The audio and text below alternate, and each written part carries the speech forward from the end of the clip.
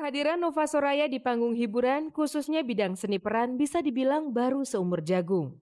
Dimulai tahun 2001 saat perempuan kelahiran Bandung, 16 November 78 ini memperoleh kesempatan untuk turut main dalam sinetron Doa Membawa Berkah. Jadi pertama kali gitu yang ditawarin yang presenter infotainment itu. Terus dia bilang, mau coba main sinetron nggak? Ah, gue nggak bisa acting, gue bilang gini. Kalau presenter kan karena sebelumnya udah pernah, jadi enggak, hampir sama kok.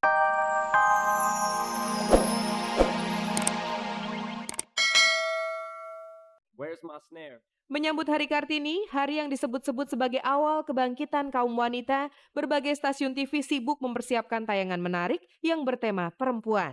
Mulai dari sinetron tentang perjuangan wanita yang akan diputar RCTI tepat pada Hari Kartini, sampai tayangan musikal yang digarap oleh Guru Soekarno Putra bersama sejumlah artis. Mereka diantaranya Vina Panduwinata, Shania, Neno Warisman, Dani Ahmad, dan penyanyi seriosa era tahun 60-an, Ros Pandanwangi. Tayangan musikal yang rencananya akan ditayangkan di sebuah stasiun TV itu mengangkat tema perjuangan Kartini dan kaum wanita di Indonesia. Bagi pasangan Andi Rif dan Lila Sisilia, waktu 1,5 tahun merajut tali asmara bukanlah waktu yang singkat. Boleh dibilang dalam kurun waktu selama itu, ikatan emosional antara keduanya menjadi semakin kuat dan sulit untuk dipisahkan. Tidak hanya itu, mereka juga mengakui kebersamaan yang telah dilalui bersama selama ini rasanya sudah lebih dari cukup untuk saling menerima segala kelebihan dan kekurangan yang ada. Sebenarnya sih nggak mau, ini maksa aja. Enggak sih, enggak. Apa ya? Aja cowok metal, emang cowok metal nggak bisa gaul sama cewek, nggak mau. Apa ya? Antik gitu loh, unik gitu. Jadi yang kayak apa sih gitu? Emang kayak barang antik, udah udah tua masuk kayak. museum, di museum kan. Ya pas semuanya nyambung, ya udah terus aja gitu. Itu saya suka dia karena begitu adanya gitu. Kalau ngerubah untuk jadi ini itu bukan dia. Nah, Anda sudah dengar sendiri pemirsa. Sepertinya saat ini antara Andi dan Lila tidak ada lagi jurang pemisah yang menghalangi cinta mereka berdua. Jadi tidak salah kiranya kalau belakangan ini berhembus kabar keduanya telah berencana untuk menikah. Serius nih kalian sudah punya rencana seperti itu? Kita sih sudah berbahagia dari dulu. Kami pun demikian ya, kita juga berencana, tapi untuk jelasnya kapannya biarkan itu mengalir begitu saja. Nanti suatu hari udah pol, mudah-mudahan ya segalanya aman, lancar, mudah-mudahan. So far so good my friend. So far so sreg. Meski belum mau berbicara banyak soal pernikahan, namun Andi mengaku sebenarnya keinginan untuk itu sudah lama ia impikan. Hanya saja, untuk saat ini dirinya masih mencari waktu yang tepat untuk momen penting semacam ini. Namun yang pasti, Andi menolak kalau dikatakan dirinya masih trauma dengan kegagalan pernikahan sebelumnya. Yakin nih, bukannya karena kamu masih trauma dengan kegagalan terdahulu? Enggak, tapi ya maksudnya itu jangan terulang kedua kali gitu ya, seperti itu. Dan sekarang mudah-mudahan dapat yang enggak seperti dulu tuh ya, enggak situasinya enggak kayak dulu lagi.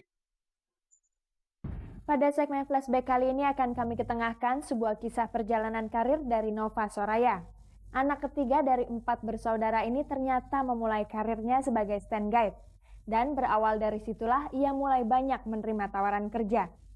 Gadis kelahiran 16 November 1978 ini akhirnya semakin dikenal masyarakat sebagai bintang sinetron. Bahkan pernikahannya dengan musisi Kin Aulia makin melejitkan namanya. Kehadiran Nova Soraya di panggung hiburan, khususnya bidang seni peran, bisa dibilang baru seumur jagung. Dimulai tahun 2001 saat perempuan kelahiran Bandung, 16 November 78 ini memperoleh kesempatan untuk turut main dalam sinetron Doa Membawa Berkah. Jadi pertama kali gitu yang ditawarin yang presenter infotainment itu. Terus dia bilang, mau coba main sinetron nggak? Ah, gue nggak bisa acting, gue bilang gini. Kalau presenter kan karena sebelumnya udah pernah, jadi enggak, hampir sama kok, gini dan segala macam. Nah dari situ jadi apa ya? Jadi ketagihan. Sejak saat itu, nama dan sosok Nova sebagai presenter dan pemain sinetron mulai dikenal masyarakat.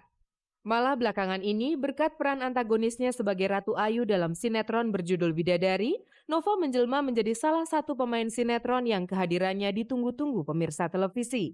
Pada awal mau menerimanya juga yang, gue kan nggak pernah antagonis, emang gue bisa gitu jadi tokoh antagonis. Cuma mereka meyakinkan yang bisa gini, terus sempat kepikiran juga yang, ntar gue disebelin orang lagi gini, sempet yang begitu juga. Cuman akhirnya mikir, kayaknya harus coba setiap peran deh gitu. Aku mikir setelah meranin tokoh Ratu Ayu ini bakal yang, wah bakal dibenci, anak-anak takut gitu segala macam kan. Kok anehnya enggak gitu. Berkat perannya itu, kini anak ketiga dari 4 bersaudara, pasangan Mohan, Lalwani, dan Rosa itu tinggal setapak lagi untuk mencapai taraf bintang layar kaca. Sesuatu yang tidak pernah terlintas dalam benaknya. Di luar rencana, nggak ada cita-cita yang, wah gue mau jadi artis itu. Enggak, benar-benar yang blek, nyemplung. Ya alhamdulillah sampai sekarang ternyata aku enjoy di sini gitu. Layak rasanya bila Nova tidak pernah punya cita-cita berkecimpung di dunia seni peran.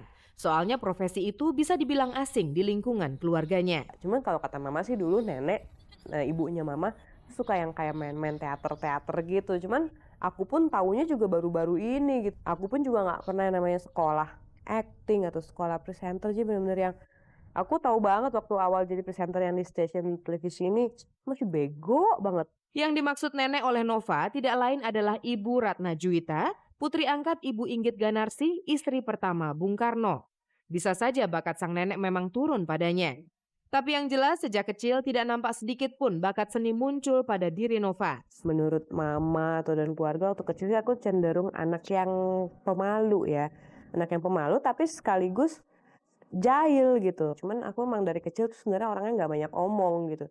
Di foto pun aku takut banget sama namanya blitz itu kalau zaman dulu atau waktu kecilnya gitu. Sampai duduk di bangku SMP, sifat tadi bertahan. Baru ketika memasuki usia remaja, sifat Noni begitu biasa ia disapa berubah drastis. Jadi gadis periang dan cerewet. Karena pergaulan, di pergaulan aku ini waktu SMA ini kebetulan dapat temennya tuh yang atraktif semua gitu. Akhirnya ketemu teman-teman yang kayak gitu, akhirnya udah jadi anak yang banyak ngomong gitu. Akibat pergaulannya itu, sebagaimana remaja putri pada umumnya, Nova kemudian menjelma menjadi anak gaul. Mulai kenal rokok, rajin ke diskotik, dan sering kongko-kongko bersama gengnya.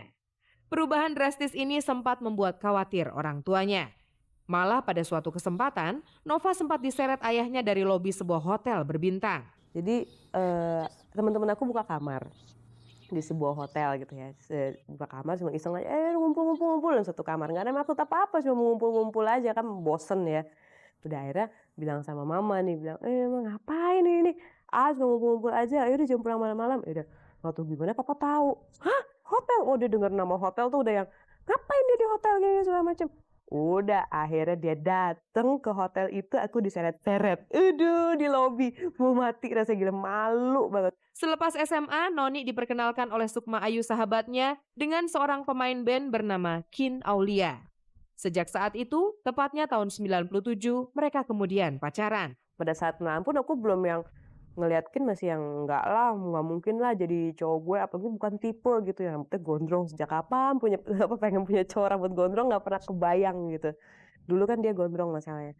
Udah sampai akhirnya nggak tahu gimana karena udah saling deket-deket gitu, akhirnya jadi juga. Setelah 5 tahun menjalin cinta, akhirnya Nova dan Kin memutuskan untuk menikah. Dengan menggunakan adat Sunda campur India, pada tanggal 15 September 2002, mereka resmi jadi suami istri sampai kini. Pemirsa, Anda masih tetap bersama Kabar-Kabari Minggu. Dan berikut adalah kabar yang telah kami persiapkan khusus untuk Anda pemirsa setia Kabar-Kabari Minggu.